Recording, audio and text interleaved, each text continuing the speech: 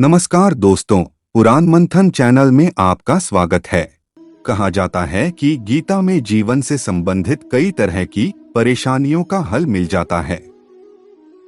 आज के दौर में कर्म के अनुसार मनवांछित फल न मिलने के चलते ज्यादातर लोग काफी ज्यादा परेशान हैं, जिस कारण डिप्रेशन की बीमारी भी बढ़ती जा रही है।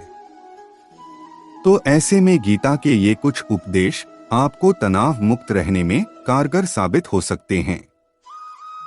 भगवद गीता में जीवन की हर समस्या का हल श्री कृष्ण ने बताया है। भगवद गीता के अध्याय 2 श्लोक 47 में श्री कृष्ण एक शक्तिशाली संदेश देते हैं जो विभिन्न संस्कृतियों और पीढ़ियों के लोगों के लिए उपयोगी है। श्लोक है, कर्मण्येवाधिकारस्ते मा फलेषु कदाचन मा कर्मफल हेतुर्भूर्माते संगोस्त्व कर्मिणी, अर्थात आपको अपने निर्धारित कर्तव्यों का पालन करने का अधिकार है, लेकिन आप अपने कार्यों के फल के हकदार नहीं हैं। कभी भी अपने आप को अपनी गतिविधियों के परिणामों का कारण न समझें, न ही निष्क्रियता से जुड़े। फल की चिंता न करे, केवल कर्म करने पर ध्यान दे। श्लोक 2 ध्यायतो विषयान् पुंसः संगस्तेषु जायते, संगात् संजायते कामः, कामात् क्रोधोऽभिजायते। अर्थात किसी भी चीज के बारे में ज्यादा सोचने से उस वस्तु से लगाव होता है और उससे जुड़ी इच्छा पैदा होती है। किसी भी वस्तु से लगाव के कारण जन्मी इच्छा जब पूरी न हो तो क्रोध और अवसाद पैदा होता है। इसीलिए किसी भी चीज से ज्यादा लगाव न करे। श्लोक चिंतया जायते दुःखं नान्यत् हेति निश्चयी, तया हीनः सुखी शान्तः सर्वत्र गलितस्पृहः। श्री कृष्ण का कहना है कि चिंता से ही व्यक्ति को दुख मिलता है। मनुष्य को चिंता नहीं करनी चाहिए तथा चिंता करने के बजाय व्यक्ति को समस्या का हल निकालना चाहिए और हल न हो तो शांत रहना चाहिए।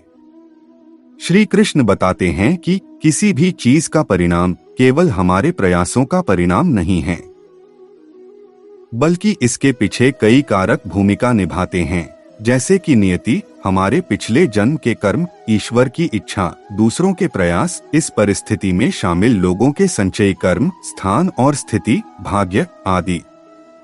इसे ध्यान में रखें कि जब भी परिणाम हमारी अपेक्षाओं के अनुरूप नहीं होंगे तो हम चिंता का अनुभव करेंगे, जो कि बिल्कुल भी सही नहीं है। भगवद गीता हमें याद दिलाती है कि हमारा अपने कार्यों पर नियंत्रण है, लेकिन परिणामों पर नहीं।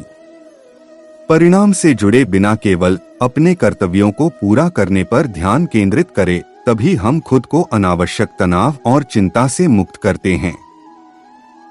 हम भविष्य के परिणामों पर नियंत्रण छोड़ते हुए वर्तमान क्षण को पूरी तरह से अपनाना सीखते हैं। इस मानसिकता के साथ रहने से हमें अपनी जिम्मेदारियों को पूरा करने के प्रति प्रतिबद्धता और समर्पण बनाए रखते हुए वैराग्य की भावना के साथ काम करने की अनुमति मिलती है। हम इस चिंता से मुक्त हो जाते हैं कि हमारे प्रयास सफल होंगे या नहीं, यह जानकर कि यह हमारे नियंत्रण में नहीं है। इसके अलावा भगवद गीता के यह श्लोक हमें यह भी याद दिलाता है कि निष्क्रियता कोई समाधान नहीं है। श्री कृष्ण हमसे आग्रह करते हैं कि भय, आलस्य या अनिश्चितता के कारण कार्रवाई करने से न कतराएं।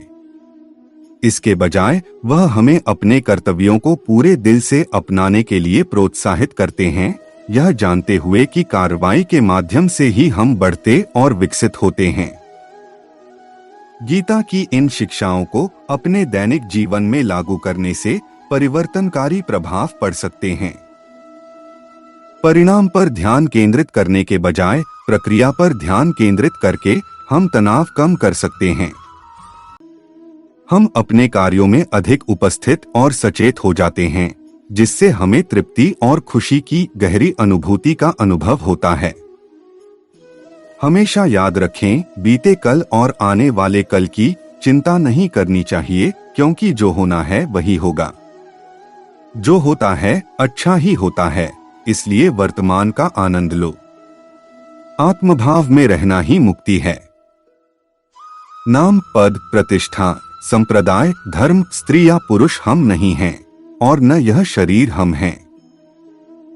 ये शरीर अग्नि, जल, वायु, पृथ्वी, आकाश से बना है और इसी में मिल जाएगा। लेकिन आत्मा स्थिर है और हम आत्मा हैं। आत्मा कभी न मरती है, न इसका जन्म है और न मृत्यु। इसीलिए आत्मभाव में रहना ही मुक्ति है। इसीलिए किसी भी चीज का मोह ना करे। परिवर्तन संसार का नियम है। यहां सब बदलता रहता है। इसलिए सुख दुख, लाभ हानि, जय पराजय, मान अपमान आदि में भेदों में एक भाव में स्थित रहकर हम जीवन का आनंद ले सकते हैं। क्रोध मनुष्य का शत्रु है। अपने क्रोध पर काबू रखें। क्रोध से भ्रम पैदा होता है और भ्रम से बुद्धि विचलित होती है। इससे स्मृति का नाश होता है और इस प्रकार व्यक्ति का पतन होने लगता है। क्रोध, काम वासना और भय ये हमारे शत्रु हैं। ईश्वर के प्रति समर्पण का भाव रखना चाहिए। अपने को भगवान के लिए अर्पित कर दो, फिर वो हमारी रक्षा करेगा और हम दुख, भय, चिंता, शोक और बंधन से मुक्त हो जाएंगे। अपने नजरिए को शुद्ध करें। हमें अपने देखने के नजरिए को शुद्ध करना होगा और ज्ञान व कर्म को एक रूप में देखना होगा, जिससे हमारा नजरिया बदल जाएगा। मन को शांत रखें। अशांत मन को शांत करने के लिए अभ्यास और वैराग्य को पक्का करते जाओ, अन्यथा अनियंत्रित मन हमारा शत्रु बन जाएगा। कर्म से पहले विचार करें। हम जो भी कर्म करते हैं उसका फल हमें ही भोगना पड़ता है। इसलिए कर्म करने से पहले विचार कर लेना चाहिए और अपना काम करें। कोई और काम पूर्णता से करने से कहीं अच्छा है कि हम अपना ही काम करें, भले वह अपूर्ण क्यों न हो। समता का भाव रखें। सभी के प्रति समता का भाव, सभी कर्मों में कुशलता और दुर्लभ रूपी संसार से वियोग का नाम योग है। आज की भागदौड़ भरी जिंदगी में तनाव हमारे दैनिक जीवन का एक अवांछित साथी बन गया है। इसीलिए गीता में बताए इन उपदेशों को हमें अपनाना चाहिए। इससे हमें तनाव मुक्त जीवन के लिए मार्गदर्शन और सांत्वना मिलती है।